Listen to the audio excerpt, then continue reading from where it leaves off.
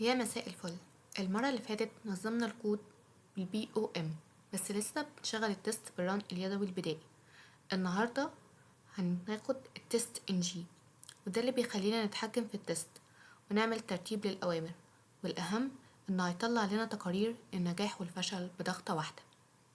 أول حاجة في التست NG إن احنا بنيجي هنا وبنضيف الديبنتيز بتاعتها، تمام؟ وهسيبها لكم في الكومنتات.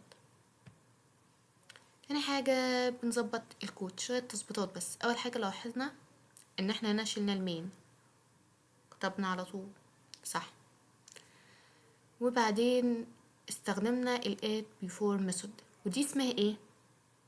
annotations، ده عشان يفتح المتصفح قبل كل تست.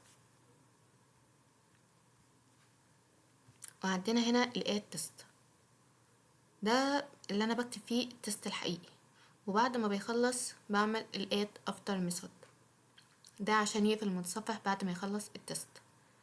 طيب نيجي هنا لسطر مهم جدا، هو الاسيرت.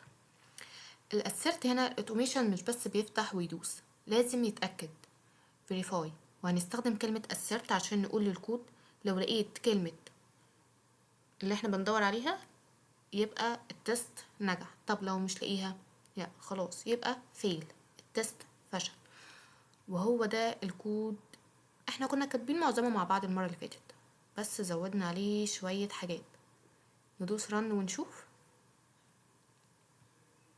رن.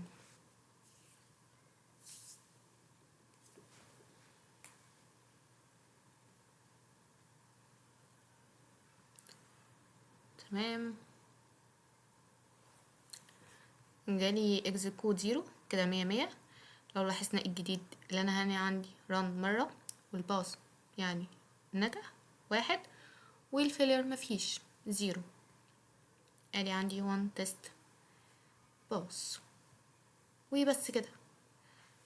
كمان احنا ممكن نعمل تقارير عن طريق التست NG ويطلع لنا تقارير مظبوط، بس خلينا نتكلم فيها المرة الجاية. سلام.